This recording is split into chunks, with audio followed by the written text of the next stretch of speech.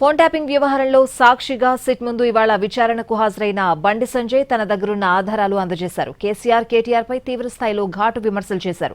Phone tapping కేసుని సీబీఐకి అప్పగించాలని demand చేశారు. తెలంగాణ రాష్ట్రంలో అత్యధికంగా నా ఫోన్ కాలను మాత్రమే ట్యాప్ చేశారు. నా ఫోన్ కాలను ట్యాప్ చేశారు. మావోయిస్టులకు సంబంధించి ఫోన్ ట్యాప్ చేయాలి. ఆ లిస్టులో మా పేర్లు పెట్టారు. మావోయిస్టు లిస్టులో మా పేర్లు పెట్టి మా ఫోన్ ట్యాప్ చేశారు. నాదే కాదు, అప్పుడు పిసిసి అధ్యక్షుడు ఇప్పటి ముఖ్యమంత్రి రేవంత్ రెడ్డి గారి పేరు ఉంది అలా.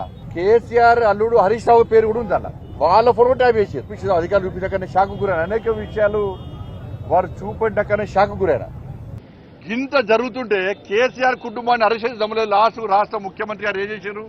క్లీన్ చీట్ ఇచ్చేసి అలా మేము కేసీఆర్ ఏం చేయం. అదే రాష్ట్ర ముఖ్యమంత్రి గారు జైలుకి పంపినప్పుడు నీ ఫోన్ నీ కుటుంబ సభ్యుల ఫోన్ ట్యాప్ చేసిండు.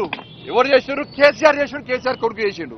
అటువంటి కేసీఆర్ కు క్లీన్ చీట్ ఇచ్చిండు రాష్ట్ర ముఖ్యమంత్రి. అంటే అండర్స్టాండింగ్ చేసుకోండి. కేసీఆర్ ఏం చెప్తే రేవంత్ రెడ్డి గారు గదే చెప్తాడు.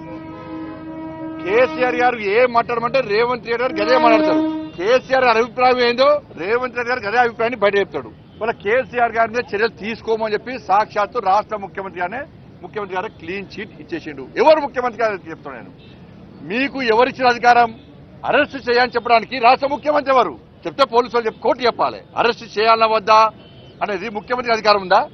అదే సొంత చెల్లెది ఫోన్ ట్యాప్ చేస్తారా అని, బిడ్డ చేస్తారా ఎవడన్నా, అల్లుంది చేస్తారా ఎవడన్నా? ఇక్కడ కాంది ఎవరిది? కేసీఆర్ గారిది. కేసీఆర్ కొడుకు ట్విట్టర్ టిల్లుది సంతోష్ రావు. వాళ్ళ ముగ్గురే కాదు తెలిసి అందరి అని.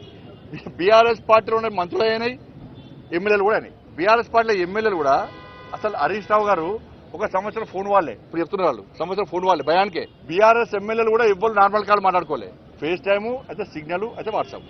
ఈ ప్రభుత్వం మీద నమ్మకం లేదు. ఈ సిడ్కు జడ్జిలను పిలిచే అధికారం లేదు. రాష్ట్ర ముఖ్యమంత్రి గారిని ఇతను పిలిచే అధికారం లేదు. ఇవాళ వేల కోట్ల రూపాయలు లావాదేవీలు స్కామ్ జరిగింది ఫోన్ ట్యాపింగ్ ద్వారా. వాటి మీద విచారణ చేసే అధికారం లేదు. కాబట్టి దీన్ని సిబిఐకి అని చెప్పి మేము న్యాయమైన డిమాండ్ చేస్తున్నాం.